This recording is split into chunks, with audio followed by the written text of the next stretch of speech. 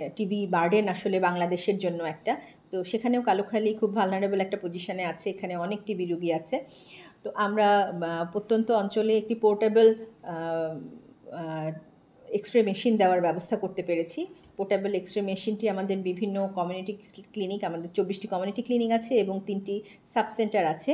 এই জায়গাগুলোতে প্রতি সপ্তাহে পোর্টেবল আ মেশিনটি, এক্স-রে মেশিনটি একজন টেকনিশিয়ান সহ পাঠানো হচ্ছে এবং সেখান থেকে যক্ষ্মা রোগী, সম্ভাব্য যক্ষ্মা রোগীগুলোকে আমরা এক্স-রে করে সেখান থেকে আমরা নিয়ে আসতে পারছি এবং হাসপাতালেও এই পোর্টেবল ডিজিটাল যে ডিজিটাল এক্স-রে মেশিনের মাধ্যমে যক্ষ্মা রোগীকে শনাক্ত করার ব্যবস্থা আছে এবং যেটি ফ্রি হচ্ছে এবং যক্ষ্মা রোগীর সেবা আমরা জানি একেবারেই ফ্রি।